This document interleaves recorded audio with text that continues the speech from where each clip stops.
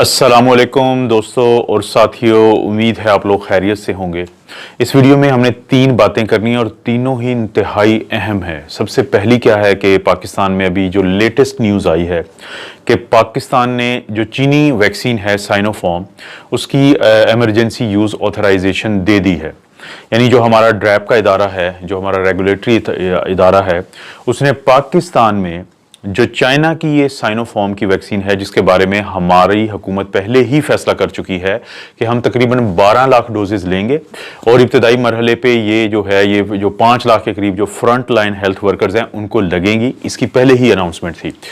और दोस्तों, ये वही वैक्सीन है जो अभी यूएई में इस्तेमाल हो रही है, बहरीन में इस्तेमाल हो रही है और इसकी जो एफिकेसी है वो 80 से लेके 86% तक इसकी एफिकेसी है। तो ये बड़ी अच्छी खुशाइंद बात है, क्योंकि अब ये होगा कि जैसे मैं पहले भी आप लोगों को बता चुका हूं कि हमारे पड़ोस में जब से ये वैक्सीन का इस्तेमाल शुरू हुआ है तो वो चीज़ हमारे लिए एक कैटलिस्ट के तौर पे काम कर रही है कि हमारी जो हुकूमत है उसके ऊपर भी ज़ाहिर प्रेशर है और होना भी चाहिए।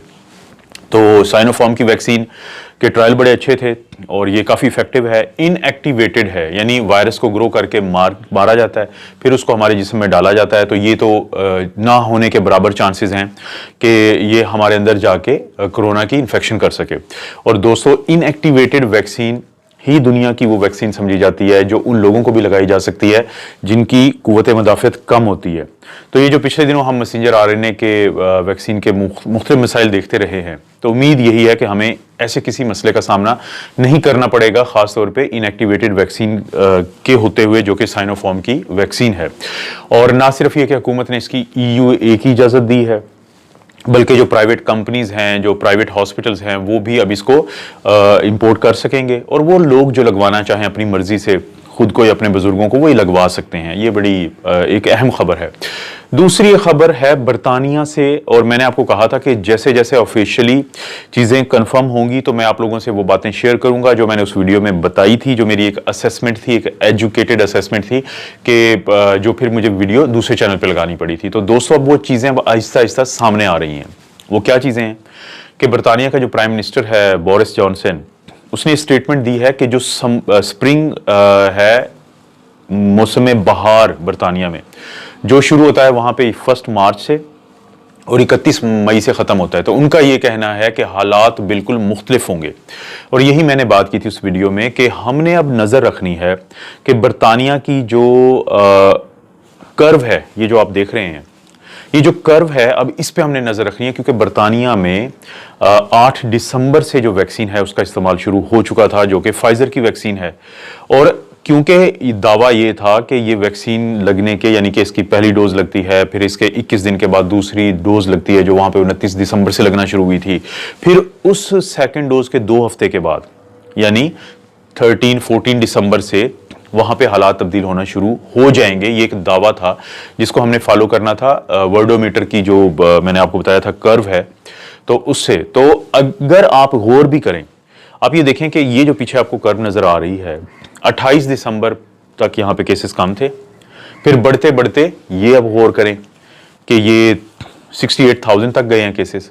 लेकिन अब आप नोट करें कि अब वहाँ पे केसेस कम होते जा रहे हैं और ये जो 18 दिसंबर के जो केसेस हैं वो भी 40,000 से पहली दफ़ा कम हुए, यानी 28 दिसंबर के बाद।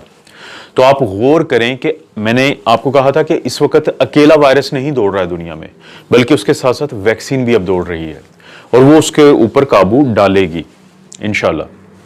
तो यही अब हमें नज़र आ रहा है कि आप नोट करें कि जो बरतानिया है वहाँ पे हमें ये फ़र्क नज़र आना शुरू हो चुका है और इस पे हम मज़ीद नज़र रखेंगे। इसीलिए देखिए, वहाँ पे कम से कम 40 लाख जो लोग हैं उनको वैक्सीन लग चुकी है। उनका टारगेट ये है कि वो फरवरी के मिड तक 1,40,000 जो हैं उनके करीब लोगों को वहाँ पे वैक्सीन लगाएंगे, जो कि एट रिस्क लोग हैं, बड़े हैं, बूढ़े हैं और हेल्थ वर्कर्स हैं। तो अभी तक कितने लोगों को लग गई है? 40 लाख लोगों को। और हमें अभी ही ये फ़र्क नज़र आना शुरू हो चुका है इनकी कर्व में। तो इस चीज़ को हम फॉलो करेंगे। और इसके बाद मैंने आपको लोगों को जैसे बताया था कि क्योंकि यूएई और फिर इजराइल, इन्होंने शुरू किया था वैक्सीन लगाना, तो इनकी कर्व्स पे भी हम नज़र रखेंगे ताकि हम अपने आप को एक इल्म दे सकें, इनलाइटन कर सकें कि ये वैक्सीन किस हद तक कारआमद हैं। तो ये बड़ी एक अच्छी खबर है। अब मैं दोस्तों आपको बताता हूं कि वो 5 कौन सी वजूहात हैं कि जिनके वजह से वैक्सीन लगने के बाद भी आपने मास्क को पहनना है। ये बड़ी इंपॉर्टेंट बात है। सबसे पहली तो बात है कि पहले मास्क दुनिया में महंगे मिलते थे और अब मास्क सस्ते हैं। हम आप लोगों को अक्सर ये कहते हैं कि देखिए, मजबूरी के तहत तो आपने कपड़े का मास्क पहनना है, लेकिन आपने कोशिश करनी है कि जो मेडिकल मास्क होता है या सर्जिकल मास्क जिसको कहते हैं, आप वो पहने। ये 3 लेयर्स वाला मास्क होता है, ये मैं आप लोगों को बता देता हूँ। ये भी बड़े सस्ते मास्क हैं ये। और आप ये नोट करें कि इसका 3 लेयर्स का मतलब ये है कि एक लेयर है जो आपकी स्क्रीशंस को बाहर जाने से बचाएगी, एक लेयर है जो बाहर की चीजों को अंदर आने से बचाएगी, और एक लेयर है जो फिल्टर के तौर पे काम करेगी। देखिए, ये अंदर की लेयर है, ये जो जिसका कलर थोड़ा वाइट होता है, ये अंदर की कलर है, अंदर की लेयर है। ये बाहर की लेयर है। जो अंदर की लेयर होती है वो आपकी जो ड्रॉपलेट्स हैं उनको बाहर जाने से बचाती है, और जो बाहर की लेयर है वो बाहर की चीजों को या स्क्रीशंस को अंदर आपकी तरफ आने से बचाती है। और जो सेंटर में लेयर होती है इसकी, जिसको हम कहते हैं फिल्टर के तौर पे वो काम करती है, वो मैं आपको दिखा देता हूं कि ये जो इसके साथ लगी हुई है ये है सेंटर की लेयर, और ये काम करती है एज अ फिल्टर। तो ये 10 रुपए का पाकिस्तान में मास्क आता है, इसकी कोई ज्यादा कीमत नहीं है, लेकिन आप ये मास्क पहने। और क्यों पहनना जरूरी है, अगले जब आपको वैक्सीन भी लग जाए तो उसके बाद भी 5 ऐसी वजूहात हैं। पहली तो बात है कि कोई भी वैक्सीन जो है वो 100% आपको प्रोटेक्शन नहीं देगी। जैसे फाइजर और मॉडर्ना 95%, यानी 100 में से हर 5 वो लोग हैं जिनको प्रोटेक्शन नहीं होगी। मास्क आपको प्रोटेक्शन देगा। साइनोफार्म में 80% अगर वो एफिकेसी है, क्योंकि दोस्तों ट्रायल के अंदर एफिकेसी होती है, और जब हम लोगों के अंदर वो वैक्सीन लगती है तो हम कितना बचते हैं उसे इफेक्टिवनेस कहते हैं। तो जो साइनोफार्म है उसकी 80% एफिकेसी है। इसका मतलब है 20% वो लोग होंगे जिनको फिर भी प्रॉब्लम हो सकता है, उनको इन्फेक्शन हो सकती है। दूसरा ये है कि जो एस्ट्राजेनेका है, अगर 70% हम कहते हैं उसकी एफिकेसी है, लेकिन वो 62% से लेकर 70% तक है, यानी तकरीबन 38% से लेके 30% तक वो लोग होंगे कि जिनको प्रोटेक्शन नहीं मिलेगी। और आखिर में स्पुतनिक 5 जो है उसकी जो एफिकेसी है वो 90% है। इसका मतलब है 10% वो लोग होंगे जिनको वैक्सीन लगने के बावजूद प्रोटेक्शन नहीं होगी। तो वहां पे क्या चीज काम आएगी, वहां पे मास्क काम आएगा हमारे। और याद रखें कि जो ट्रायल की सूरत हाल होती है वो बड़ी आइडियल होती है, लेकिन जब आम लोगों को ये वैक्सीन लगती है तो स्टोरेज के प्रॉब्लम्स हैं, इसकी ट्रांसपोर्टेशन के प्रॉब्लम है, लगाने का तरीका होता है, नीडल्स की बात का क्वालिटी का होता है। तो कोई भी ऐसी चीज हो सकती है जिसकी वजह से इसकी इफेक्टिवनेस, यानी आप लोगों में प्रोटेक्शन का लेवल फिर भी कम हो सकता है। तो वहां पे आपको मास्क आपकी हिफाजत करेगा। पहली वजह ये। दूसरी वजह ये है मास्क वैक्सीन लगने के बाद भी मास्क पहनने की, कि जो वैक्सीन होती है वो आपको फौरी तौर पे प्रोटेक्शन नहीं देती। यानी तमाम तकरीबन जो साइनो के अलावा सारी वैक्सीन्स की 2 डोजेज हैं, और ये कहती हैं कंपनीज, या साइंस भी हमें ये बताती है कि सेकंड डोज लगने के 2 हफ्ते बाद या फिर पहली डोज लगने के 5 से 6 हफ्ते के बाद ही जाके आपके अंदर ऐसी एंटीबॉडीज बनती हैं कि वो आपको बीमारी से बचा सकती हैं, यानी कोरोना वायरस की इन्फेक्शन से। तो इस दौरान आपको क्या चीज प्रोटेक्ट करेगी, आपको मास्क प्रोटेक्ट करेगा। तो दूसरी ये वजह है। तीसरी वजह क्या है, वो तमाम लोग जो इम्यूनो कॉम्प्रोमाइज्ड हैं, जिनकी इम्यूनिटी कम है, जैसे कैंसर के लोग हैं, उनको वैक्सीन इतनी हिफाजत नहीं करती जितनी दूसरे लोगों को करती है। इसकी हैं 2-3 वजूहात।